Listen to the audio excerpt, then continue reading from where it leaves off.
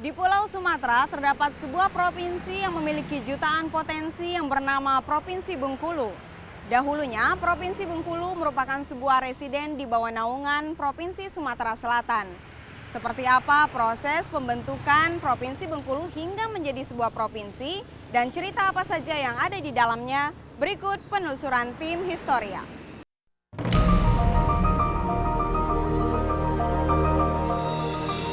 Di tanah lintasan Bukit Barisan, di tengah keunikan tradisi dan budayanya, disinilah awal cerita terbentuknya sebuah provinsi yang disebut sebagai Bumi Rafflesia, Provinsi Bengkulu.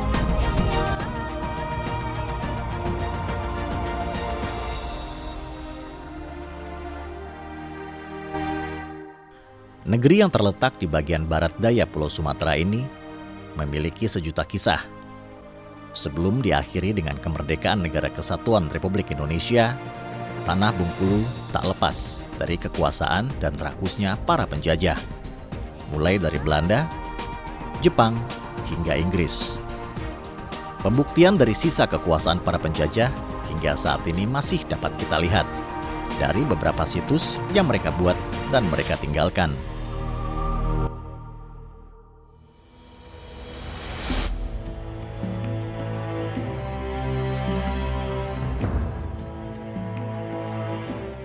Dengan luas wilayah teritorial mencapai 19.788,7 km persegi, dengan panjang pantai mencapai 552 km, yang berhadapan langsung dengan Samudra Hindia, memiliki tanah yang subur, serta berbagai kekayaan alam yang terkandung di dalamnya.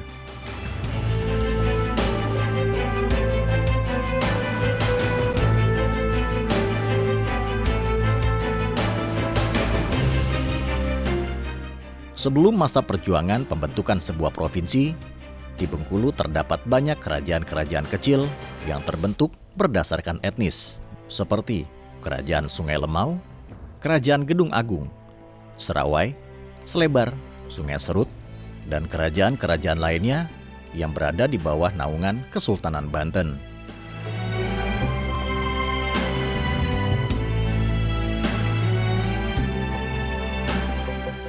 Kemajemukan masyarakat di Bengkulu memang dapat dibedakan dari perbedaan etnis yang ada.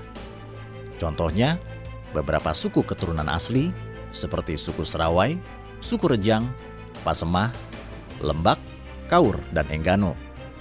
Ditambah lagi oleh para penduduk pendatang dari berbagai daerah seperti Jawa, Sunda, Minang, dan sebagainya.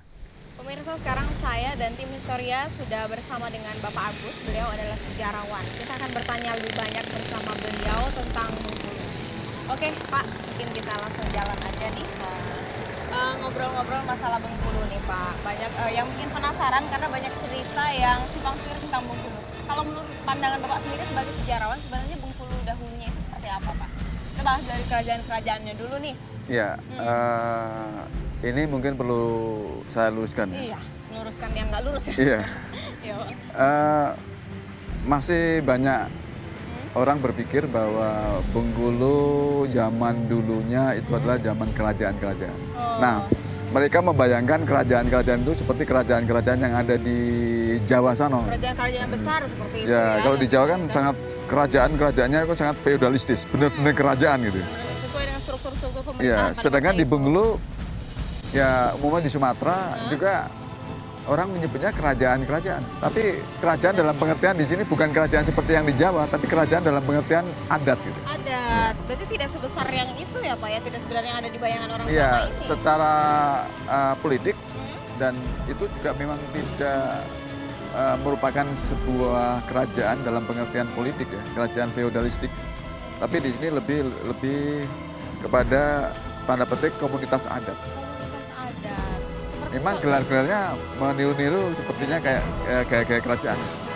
makanya mungkin ya yang cuma mendengar cerita mengira itu benar-benar Iya, kerajaan. makanya ya, ada Pak ya? kerajaan Sungai Serut, Sungai Lemo, Selebar, sampai ke Muko-Muko, Sungai ya, Hitam Sungai gitu. Hitam, Sungai Hitam. Tapi semuanya itu adalah kerajaan tanda petik adat.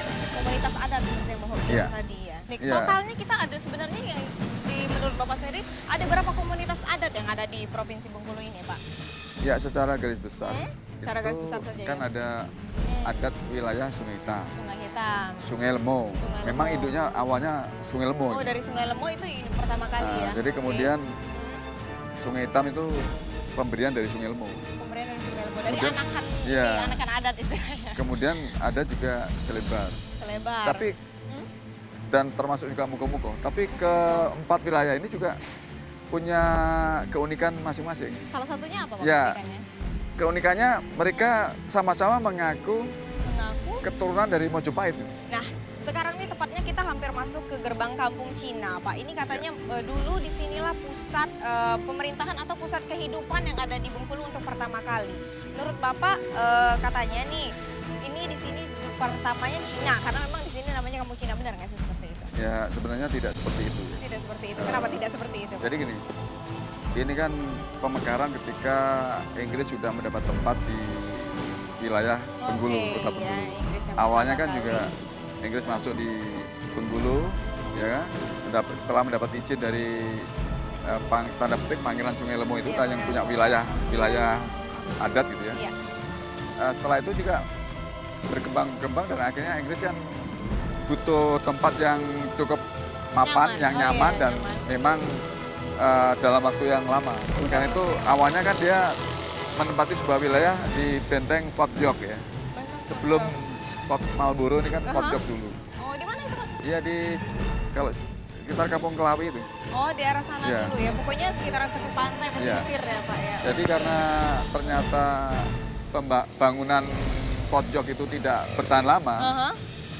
Maka terapos pindahlah dan ke akhirnya sini. ditentukan di sini sekitar tahun 1714 ini sudah mulai membangun benteng yang Marlborough. cukup Marlborough. ya, Oke. yang diperkirakan dan sampai sekarang juga masih kuat, gitu, masih kokoh. Masih kokoh benar Pak. Nah, Terlihat setelah- sekali gitu ya. Setelah Inggris establish di kota Bengkulu kan dia pasti membangun sarana dan prasarana yang lain. Oke, masuk Nah, akhirnya- akal itu iya, ya Pak ya. akhirnya- Oke. Kota menjadi hidup ya, menjadi berkembang. Makanya ada kampung-kampung banyak sekali, termasuk salah satunya ini adalah kampung Cina. Iya, Kalau mereka dulu orang-orang Cina juga masih miskin.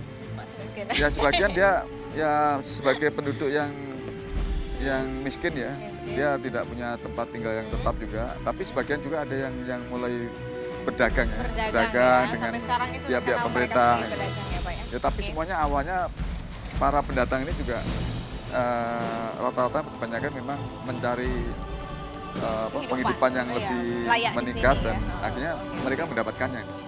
Ya ini kan pusat pemerintahan ya. Iya. Benteng itu tidak sekedar sebagai pusat pemerintahan saja, tapi juga pusat ekonomi, juga pusat kota ya. Pusat kota. Sehingga Inilah segala macam, tumpuan ya. ekonomi Iya. Bengkulu pertama kali ya Pak ya. Kalau kita Oke. bicara tentang kota Bengkulu, di sinilah sebetulnya pusatnya.